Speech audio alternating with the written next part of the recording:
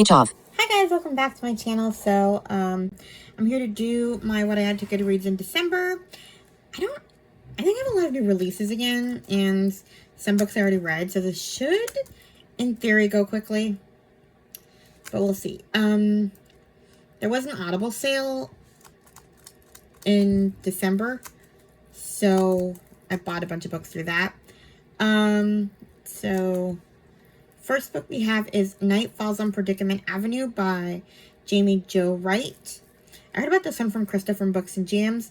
I'm honestly kind of I'm buying a lot of Jamie Jo Wright books.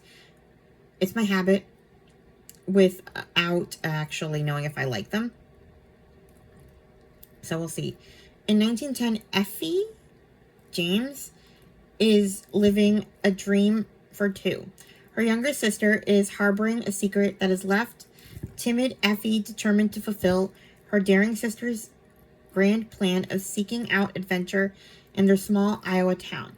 When a British gentleman arrives, disrupting their peace with efforts to find the wife many claim lived her final days at the now abandoned house at 322 Predicament Avenue, Effie is thrust into intrigue she couldn't have prepared for. But what she finds inside will forever link her to the scandal staining the house's walls and to a woman whose secrets promise a curse. A century later, Dora Richmond is living out her late twins' dream of running their great aunt's bed and breakfast on Predicament Avenue, a place Nora believes nothing good can come out of after her sister's abduction and murder 13 years ago. Her first guest is a crime historian and podcaster, and Nora resolves to stay far away from the charming and enigmatic man until another guest is found dead. As they dig deeper, something sinister unfurls that will reveal an ominous unknown far greater than the possibility of death itself. So yeah, interesting. Then we have The First Time I Saw Him by Laura Dave. I didn't even know that there was going to be a sequel to the last thing he told me. I already read this one in January, so yeah. Then I decided to look up Mary Meekum. So I bought To Defy a Dream.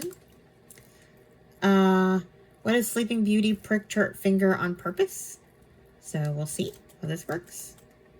Then I got, I read these, The Silent Night and The Midnight Blizzard. I already read these, talked about them in my wrap-up. I got the Tales of Eucharia series by Sarah Baran and the Seasons of Music and Magic series. And yeah. Then I got Tempest at Annabelle's Lighthouse by Jamie Jo Wright. I heard about this one from Book Lover Amanda. Honestly, I've been hearing about this one everywhere, so I'm not going to read the description. Then I got Amish Christmas at North Star by Cindy Woodsmall. It's a short story collection. Sounds like it centers around 4 babies that were delivered by the same midwife. Each story is about a different kid. It's not just Cindy Woodsmall. There's other authors that wrote this collection. So yeah. Then we have the Apple Ridge books, which I hated. I hated the first one, so I'm not going to continue them, even though I bought them. Just can't return them. Fatal flaw of mine. Then we have Good Spirits by B.K. Borison. I heard about this one through the Currently Reading podcast, and it was on sale on Libro FM. So I was like, all right, let's see. He's the ghost of Christmas past. She's not exactly Scrooge. Ghost of Christmas past, Nolan Callahan intends to spend this holiday haunting like every other. Get in, get out, return to his otherwise aimless existence as a ghost awaiting the afterlife. But when he's faced with Harriet York, the sweetest assignment he's ever had, he suddenly finds himself wishing for a future. Harriet York has no idea why she's being haunted. She's a good person, or at least she tries to be. A people pleaser to her core, she always does what's expected of her. But as she and Nolan begin to examine her past, they discover there are threads that bind them together and realize there may be more to moving on than expected. I don't know what this means, but yeah. With the deadline of Christmas Eve fast approaching, Will they find the key to their futures in each other's pasts, or will they stay firmly in the present, indulging in their unexpected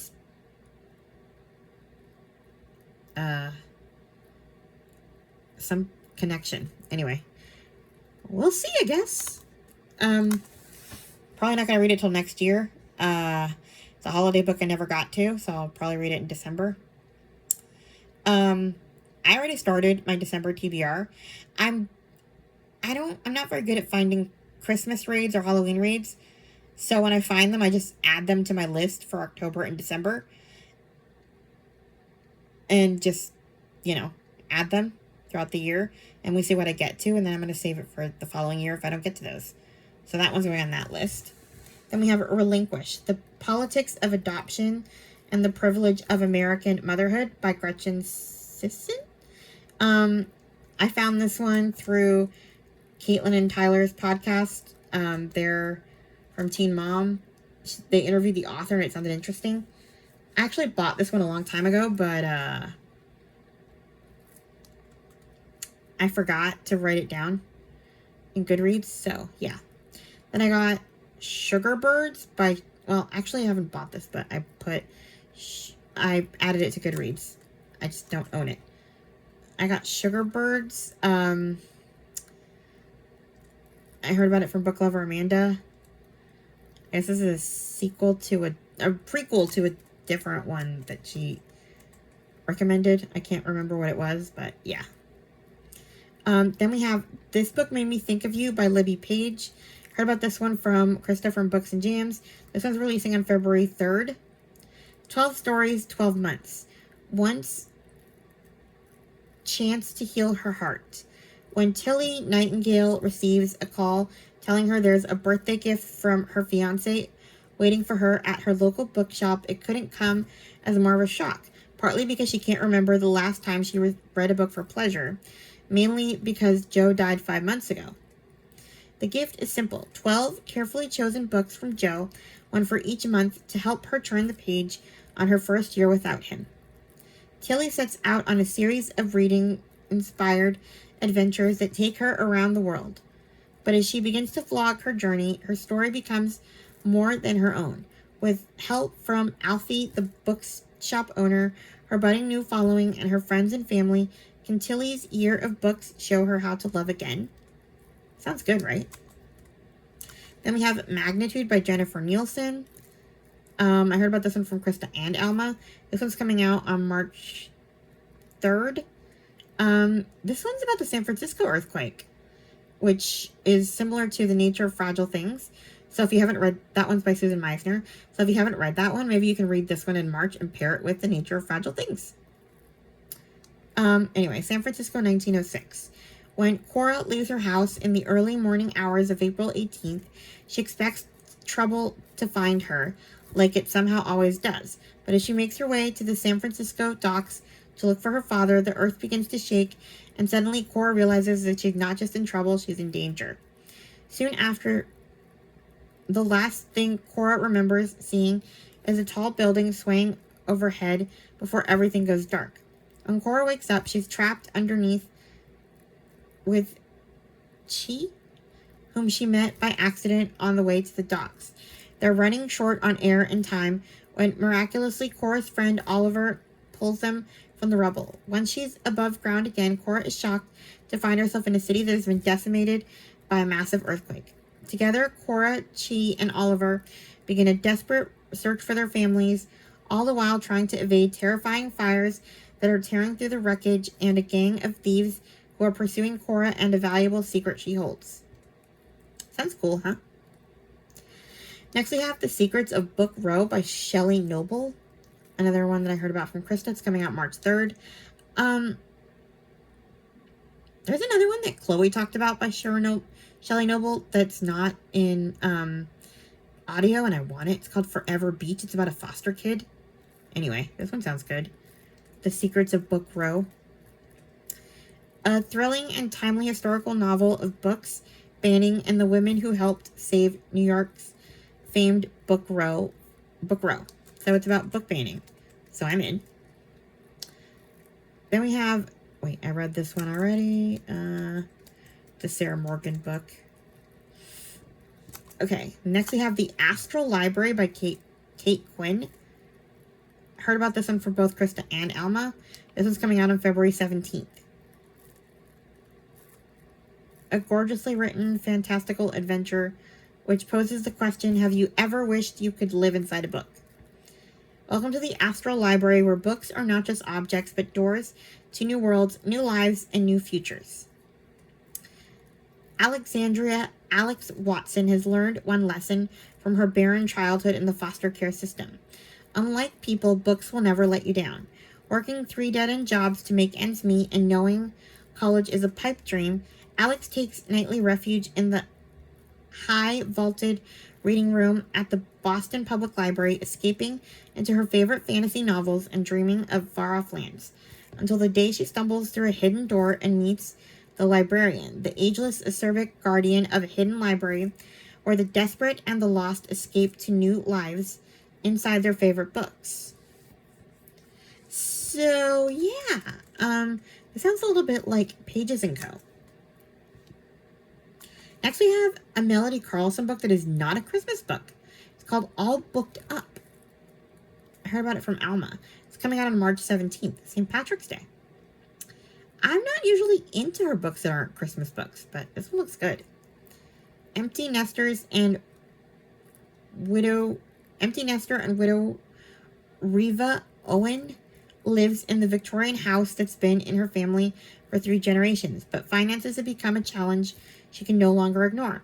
Her daughter is pushing her to move, and after considering all her options, Reva knows selling would be the smartest course, but she just can't bring herself to leave years of memories and her cherished library filled with hundreds of books. When she pursues an alternative, opening her home to women like her who have been forced to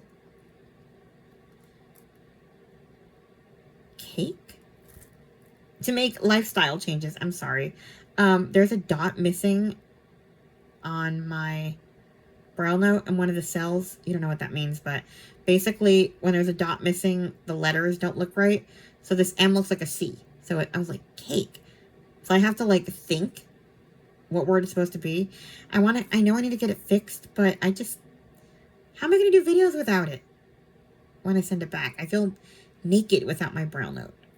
Anyway, was been forced to make lifestyle changes and need a room to rent.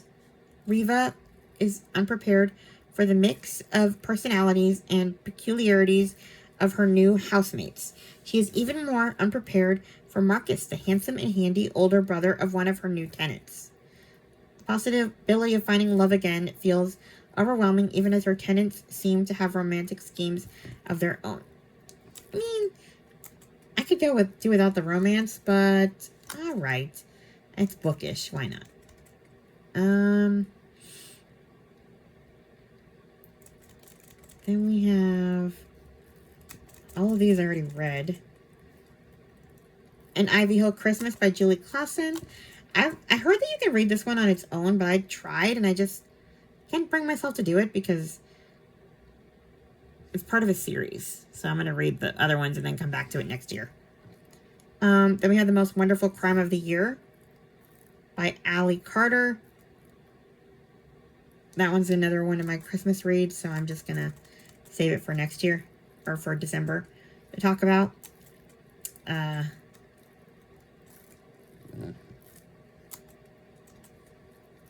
then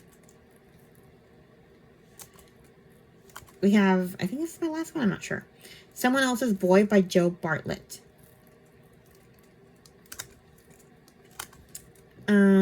When drama teacher Nancy O'Brien puts her ambitions on hold to support her family, she returns to her idyllic seaside hometown, St. Nicholas Bay. Jack has his own reasons for heading to the Bay. A young widower desperate to come to terms with his loss, he hopes setting up home there with baby son Toby might just enable him to survive the future. As Nancy and Jack become closer, not everyone is thrilled, particularly Toby's grandmother, who can't bear to see her late daughter replaced. When Fraser, the only man Nancy's ever really loved, reappears, her living arrangements with Jack seem set for disaster. With Nancy's mother, Ruth, hiding a shocking secret that will send shockwaves through the whole family, Nancy begins to wonder why she ever came home. Will Nancy and Jack be allowed to embrace the future, or will their histories forever bind them to their past? And then we have My Brother's Secret by Maggie Hartley. This is another fostering memoir. It's coming out February 26th. And then A Glimmer of Change by Elle McNichol. This is a prequel to, I can't think of the name.